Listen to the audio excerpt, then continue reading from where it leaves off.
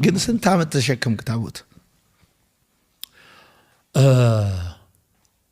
6 ዓመት የተሸከምከው በቋሚነት ማለት ቄስ ስትሆንና አንድ ቦታ በተለይ ስትሰራ መሸከም አለ። እኔ እንደውም ማረሳው ቀድሼ አስተምሬ ቄሶች የሆነ ስራ ምናምን ሲኖርባቸው ይሄዳሉ። እንደውም በዚህ አጋጣሚ አንዱን አስቂኝ ነገር ብነግር እየቀደስን አንዳንዴ አሁን እዚህ የተለመደው 5 ቄስ ወይ 10 ቄስ ታያለ አንድ ቦታ ላይ አንድ ደብር እና በዋናነት 2 ቄስና 3 ዲያቆን ነው በሚሽን የሚቀድሱት ማለት ነው። እና አሜሪካ ግን እጥረት ስላለ አንድ ቄስ ለብቻው ሊቀድስ ይችላል። ለብቻው የ2 ሰዓት ቅዳሴ ትንሽ አጠር እናረገውና 30 እናረጋለን። አንዴ እንደውም በማሳጠር ተከስሻለሁ ቅዳሴ በማሳጠር አሳጠረን እና ያን ሁሉ 2 ሰዓት ለብቻዬ እንዴት ልበል ብዬ ምረት አድርገውልኝ ነው የቀጠልኩት።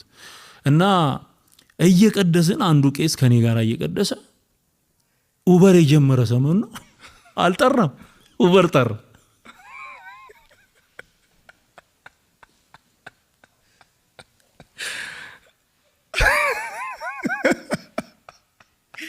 ማመን ነው የሚያቅት። እንግዲህ ሲሪየስ ነው የኦርቶዶክስ ስርዓት ነው። ይቅርታ ብሎኛል ሄደን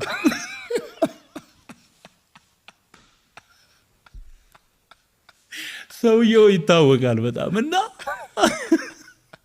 ልብሱን አውልቆ ጠርቷል በልጨርሰው ብሎኝ ሄደ። ያን ሁሉ ቅዳሴ ለብቻዬ። እንዲህ አይነት ገጠመኞችም አሉና 6 ዓመት ተሸክሜያለሁ።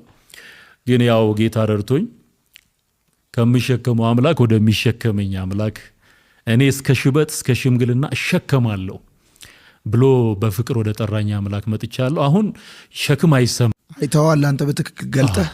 እኔ ብዙ ነው ያየሁት። ማለት አንድ ብቻ አይደለም። እዚህም እያለሁኝ በቅስና አገለግል ነበር። በየገጠሩ ስንሄድ አያለሁኝ። ቄስ ከሆንክ ትገልጥና በደንብ ጨርቅ ይሄ የሚለብሰው ጨርቅ ይነሳና በተለይ ጳጳስና ኤጲስቆጶስ የሌለበት አካባቢ ይቀባል ዘይት። ቄሱ ራሱ ይቀባዋል። ከዛ በኋላ ይሄ የሚሰዋ መስዋዕት የሚሉትን ህብስቱንና ወይኑን እሱ ላይ ነው የምናስቀምጥ የነበረውና በቃ የሚጻፈው ይሄ ነው። የሚካኤል ከሆነ የሚካኤል ታቦት ተብሎ በግዕዝ ዝንቱ ታቦት ዘቅዱስ ሚካኤል። ከዛ የሚያስቀው ነገር ደግሞ ምንድን ነው? ከሱ ስር ይህንን ጽላት ያስቀረጹት ወለተ ማርያም ናቸው። ማናቸው? ወለተ ማርያም ወይም ወልደ ገብርኤል ማለት ስፖንሰር። ልክ ግለሰቦች ማለት ግለሰቦቹ ስፖንሰር ሆነው ያንን ገዳም ሲመሰረት የሆነ ነገር ያደረጉ ያችን ታቦት እንዲያስቀርጹ ይደረግና ስማቸው ይታተማል።